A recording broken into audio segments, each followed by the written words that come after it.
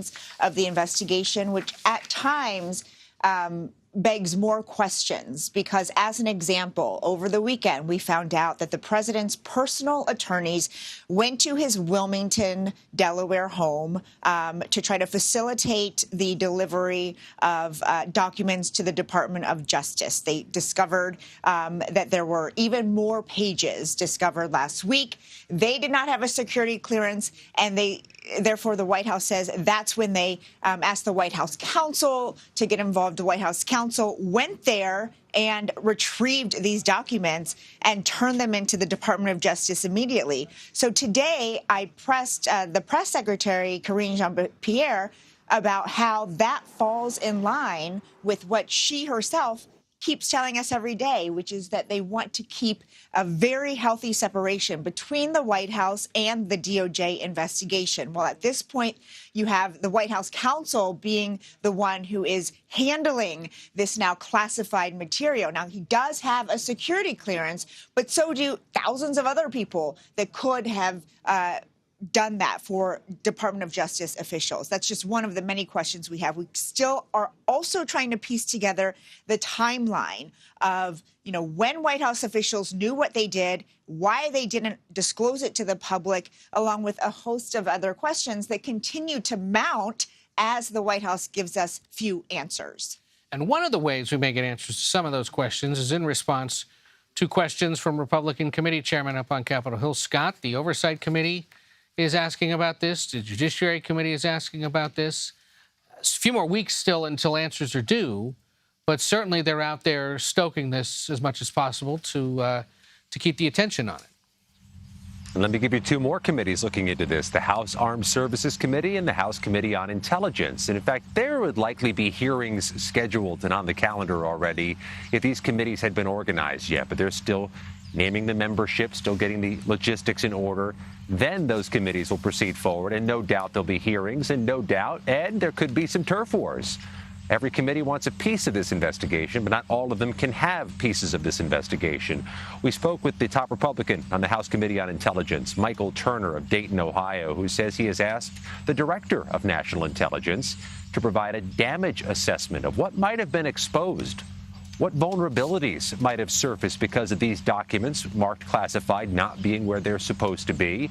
This is just the beginning of a congressional investigation that truly, Ed, might span the entirety of the 118th Congress. It sure could. And we should point out that request for a damage assessment is similar to one that was made after the revelations of the classified materials found at Mar-a-Lago last year.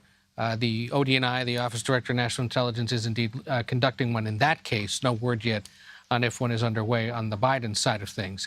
Different cases, but the similarities to some extent do exist and are worth pointing out.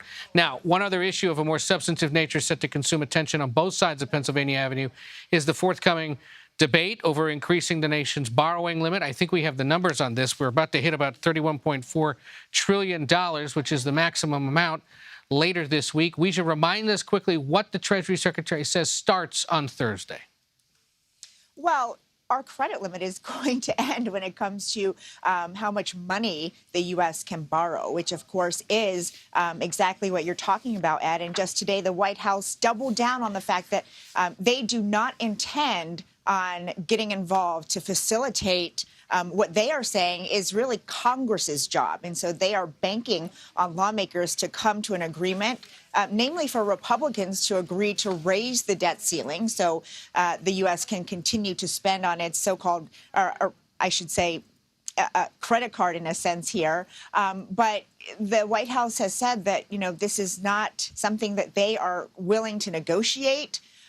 Today, the press secretary said that, Republicans and Democrats worked on this together 3 times before during the last administration, so it shouldn't be an issue. But, Ed, that's not what's happening. No. And that is why, we continue to press about whether the president is going to get involved to try to avoid a default, which would be, a disaster, according to financial experts, because of the shock that it would send through the markets. And so, they are waiting for lawmakers to hash it out. But I'm sure, as Scott's just about to tell us, they're not doing that.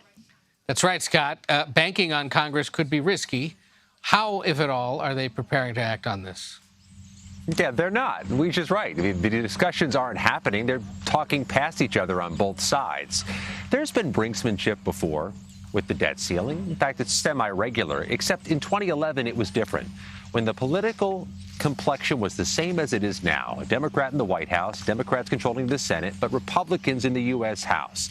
They got so close to breaching the debt ceiling, it rattled the markets and rattled the economy. And here we are in 2023 with that same political complexion. Democrat in the White House, Democrats in the Senate, Republicans in the House. But the difference now is it's a Republican conference in the House that maybe is further to the right, with a higher composition of House Freedom Caucus members who say they want to negotiate over the debt ceiling. But rather than there being initial conversations over what to negotiate or what's on the table, there is the same position that there was in 2011. Republicans want to negotiate. Democrats say you can't negotiate over this, or it sets a dangerous precedent for future debt limit issues.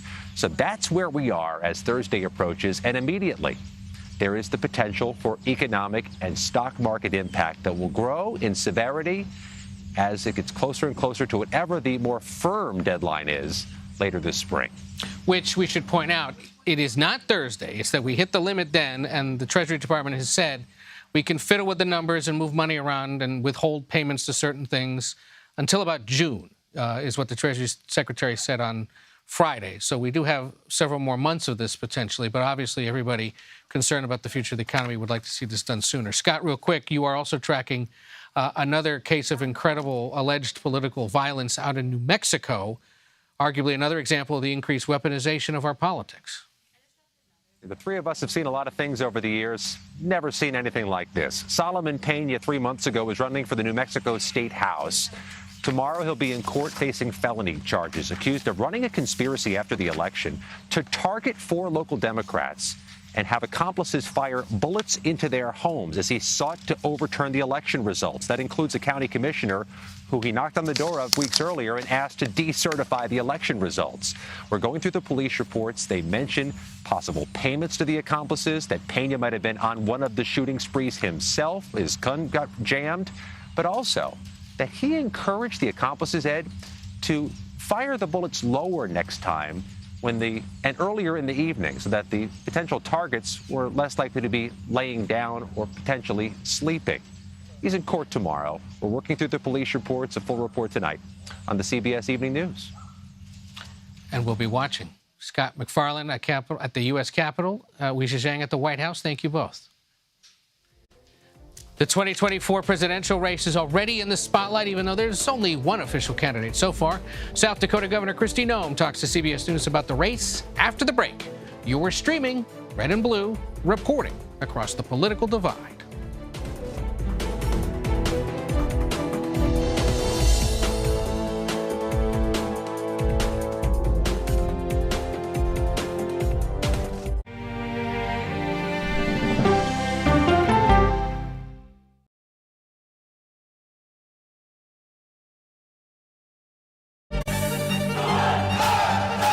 Original documentary from CBS reports tensions rising between a powerful country and a vital island. The supply of this technology came grinding to a halt. The world would grind to a halt. Absolutely. As Taiwan faces threats and aggression, Taiwan is on the front line, and we understand our responsibility as a democracy. We cannot fall.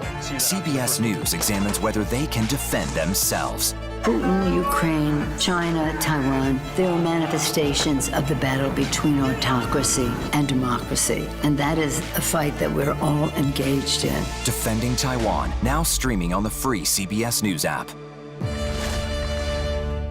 When weather turns extreme, states from the plains to the northeast are bracing for more than 2 feet of heavy snow. Every second counts. This is a monster winter storm. CBS News and the Weather Channel bring you virtual weather technology so advanced, so real. There's a wrinkle in the forecast of accumulating ice.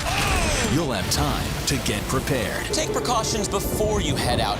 Feel the forecast on the CBS Evening News with Nora O'Donnell.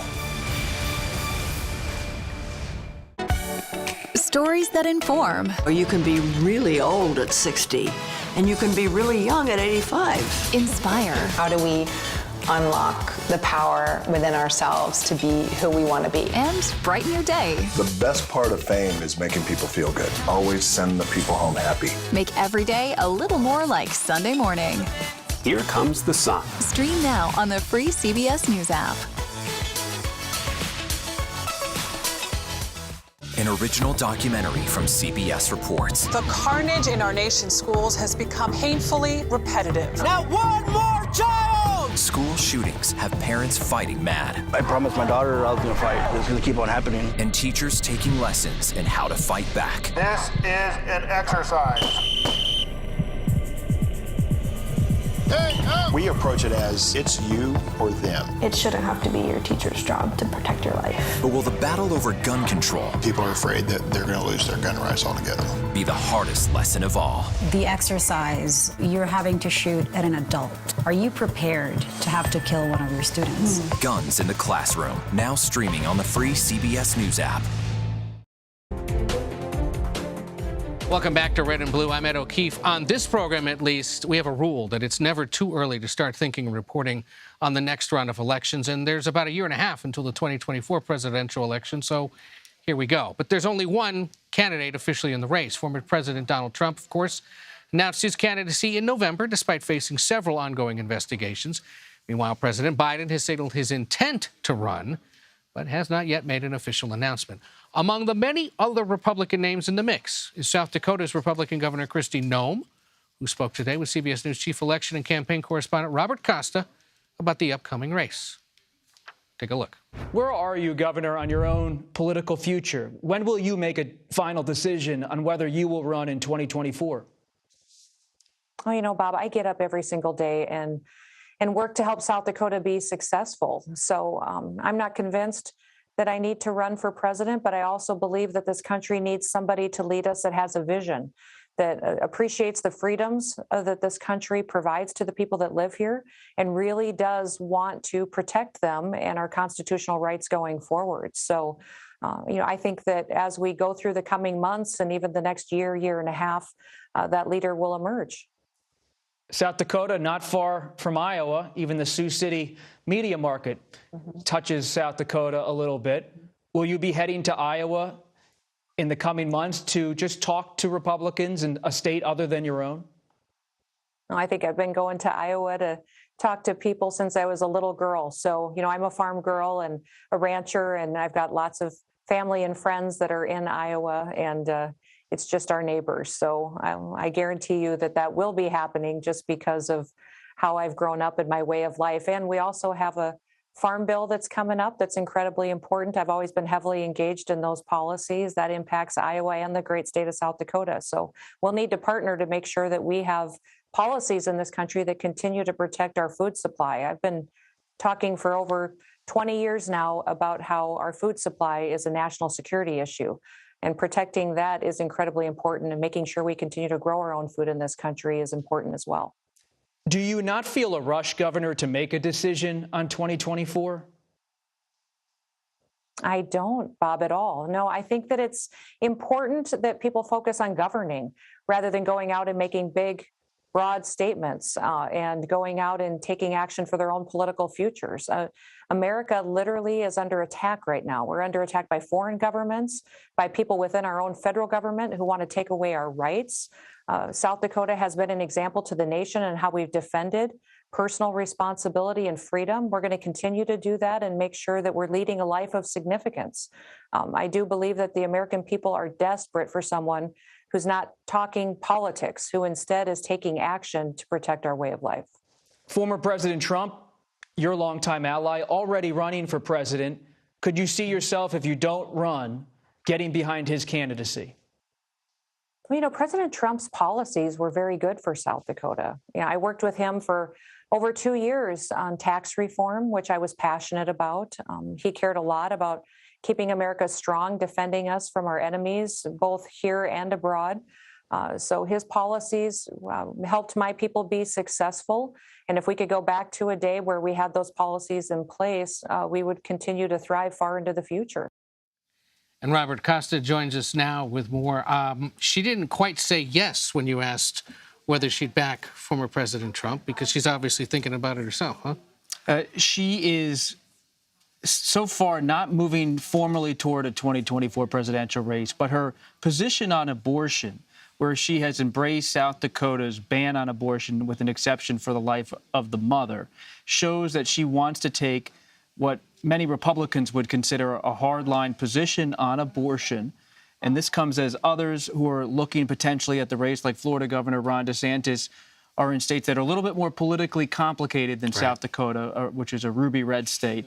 There's a 15-week ban in Florida that DeSantis has signed into law. All this is to say is that we're in a very interesting political moment where Republicans are not announcing campaigns yet, but they're navigating the abortion issue and figuring out where does that socially conservative voter live right now in a post-Dobbs world, and where should they be politically and policy-wise on the issue of abortion. And is the waiting and seeing, based on your reporting, because of Trump, they don't want to be the only other one out there? Or is it because so many of these guys are active governors that they actually have legislative sessions they need to finish first, and they don't even have the time really to think about this? It's all of the above, based on what I've heard. There is a consensus among so many of these contenders that Trump wants a foil, and nobody wants to be that foil. Yeah. Especially they don't want to be the first person to jump in the pool. Because if Trump, at this moment, has no one he can hit politically, he's just running by himself. He's having an event in South Carolina next week, but he has no one to run against. And so their thought process, in short, is finish your legislative session, work in the Senate, toil in the House, figure out what you're doing with donors and activists, still make some trips, but don't give Trump that foil. Because the first question anyone who jumps in will get from you or from me will likely be something to the effect of, what about former President Trump? Are you running against him, and why? Yeah. He, speaking of former President Trump, gave an interview to a conservative outlet last night where he was asked once again about Florida Governor Ron DeSantis, threw a little bit more shade. Let's take a listen to what he had to say. And I endorsed Ron, and Ron, instead of dropping out of the race, he went to the head of the race by a lot. Now I hear he might want to run against me, so we'll handle that the way I handle things. We'll handle that the way I handle things. I mean, that's exactly what you're speaking about. He's ready to be in the ring with DeSantis if he needs to be. Well, he has already signaled that he is ready to give DeSantis a nickname, Ron DeSanctimonious. It seems like he was test driving certain nicknames early on. And there's also a sense among so many strategists that if you don't give Trump oxygen, maybe it could fade his political career, that it won't happen overnight. But if he's denied oxygen that he needs, if he doesn't have political combat, if he doesn't have his Twitter account, then somehow maybe there will become an opening, a crack in the Republican Party for others to slip through. There are at least a dozen Republican names in the mix, depending on where you read it or where you watch it. Obviously, Governor Noem, former President Trump, handful of others, former Vice President Mike Pence, who you spoke to last week, of course. Who else are you most actively watching right now? Either because they might jump in early or because they've taken the most serious steps so far ahead of a formal announcement. Well, one of the reasons I wanted to talk to Governor Noem is she is someone who is tight with social conservatives nationwide. She has a base from her days in the House. And does someone like that think about jumping in early, who's aligned with Trump, but wouldn't be an easy foil for him because she's been such a supporter? And she seems much more inclined to take on DeSantis, if a little bit indirectly, on issues like abortion. I'm watching Governor Glenn Youngkin of Virginia. You can only be a one-term governor in Virginia. If you want a second term, you have to wait a term, as you know. So does Youngkin decide to get in? He's working with advisor Jeff Rowe, who ran Ted Cruz's 2016 campaign.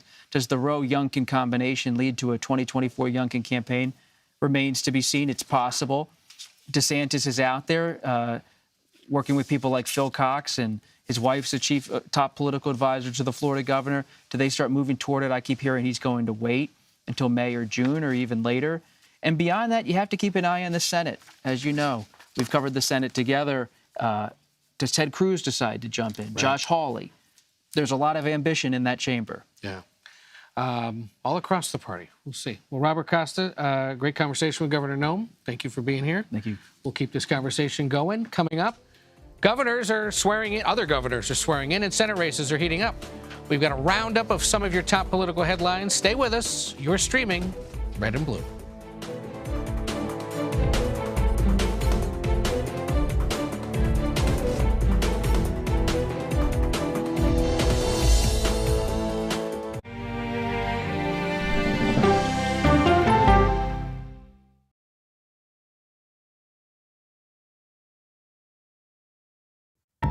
original CBS Reports documentary. Yoga and wellness has become a place of anti-science. Online clickbait. The algorithms feed you content based upon your own fantasy. Potentially at my peril. There's no question about it. Spreading digital disinformation. Their entire yoga studio and spiritual community got so embedded in all of the QAnon stuff that it became this sick place. Why pro-health people are fertile ground for anti-science messages. We can just go into the whole mask thing. A lot of us just believe that's symbolism for silencing people. People are locked in this mindset. They've been taught to accept what the medical doctors say. No longer are you going to be willing to take any medical advice. It's a big problem that we urgently need to address. An original CBS Reports documentary streaming now.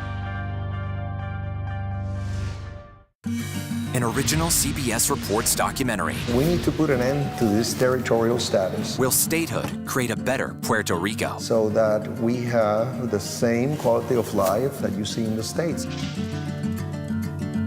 What do you worry about? Me living here in the future. They're giving incentives to non-Puerto Ricans to come to Puerto Rico and extract our natural resources and take over our land. Vacation in Puerto Rico, and in exchange for that, you don't pay taxes. Why would I allow somebody who abused me for 123 years to then consume me? An original CBS Reports documentary streaming now. People from every corner of America facing challenges. Everyone is just looking for some type of connection. Just raise your hand and say, hey, I'd like to help. Coming together to find solutions. We are going to do something about it. Their stories are our stories. Welcome to Eye on America. Stream now on the free CBS News app. After decades in the public eye and public service, this mother-daughter duo is now talking about gutsy women. What's the gutsiest thing you've ever done? We go person to person with Secretary Hillary Rodham Clinton and Chelsea Clinton. Now streaming on the free CBS News app. Stories that inform, inspire, and brighten your day. The best part of fame is making people feel good. Make every day a little more like Sunday morning. Here comes the sun. Stream now on the free CBS News app.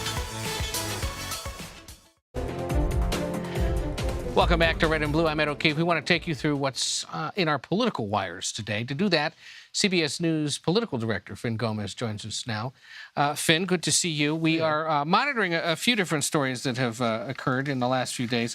Let's start with two notable inaugurations today for governors. Down in Austin, Texas, Greg Abbott, Republican, who won his third term, sworn in for that third term. Right. And up in Harrisburg, Pennsylvania. A little further north.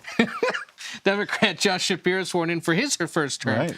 Both of these names, for different reasons, are to be known and to be watched closely. Why is that? Well, Abbott, third term, of course, but he's also, the governor of Texas. It's like this. He's also getting a lot of attention for his policies on the border, of course, on migration, controversial policies, some of them. He took a page out of Governor Sununu and sent migrants to, places like D.C. as well. Shapiro, he's also being rumored. There's some speculation about Abbott as a 24 candidate. How could there not be, right? I mean, he's a big state Republican governor. Texas. He's in his third term. He's right there in the mix of the biggest issue, immigration. Right, absolutely. And it also shows that, frankly, I think there's going to be a lot of people in the 2016 field on the Republican side, and he might be one of them. Shapiro, of course, Pennsylvania is a key battleground state, swing state. Shapiro, when he was sworn in today, said that he called his election victory over Doug Mastriano a rejection of extremism. And he called himself the next link in the chain of progress. And I think he is a rising star in the Democratic Party. Link in the chain of progress. He did. Okay. And he's someone who's, may have bigger aspirations than just the Keystone State. How many times have you heard from Democrats who said, this guy's going to be the first Jewish president? I've heard it at least 3 or 4. 3 or 4 times. I was going to say the same thing. Yeah. Okay. And he also notably last week appointed a Republican Secretary of the Commonwealth, because Pennsylvania is a Commonwealth, not a state. That's right. That's right. But a big bipartisan move there to put a Republican in charge of elections. And there are, of course, a handful of Senate campaigns that we're watching. Sure. There will be more than 24, as there usually are, about 30. What do we have? 33 so far. Yeah. That could change, of course. Right. The inverse is true in 24 as of 22. 22 was Republicans had to defend almost 24 seats this time. How many do the Democrats have to defend? Democrats 23. The landscape looks a lot better for Republicans on that alone, of course. A lot could change, as we know. It could change pretty dramatically last year. But there are some notable races shaping up, and it's only January. One of them involves a guy named Lucas Kuntz, who's now running against the Republican Josh Hawley in Missouri. I think we have a part of his campaign ad. Or maybe you'd better recognize him running for his life a few hours later. I swear, this coward's always running from something. And now, this is the guy who's writing a book telling every single one of us how to be a man. Now this is me, Lucas Kuntz, running for Senate. Goes after his priorities, perhaps goes after his masculinity. Can't help but notice that there's a Democrat running who's served in the military. Right. We've seen this before. Jason Kander tried it in Missouri. Other Democrats have tried it before he got out early. That'll be one race to watch. It will be. Missouri is tough, though, of course, as you know, Ed, for a Democrat. But at the same time, that is a very memorable image from that ad, and I think that's something that is already, picking up some steam, and people are talking about it. So we'll see. I mean, it seems like it's a new type of campaign here from Mr. Kuntz. Republican Congressman Jim Banks of Indiana announcing he's going to run for the Senate.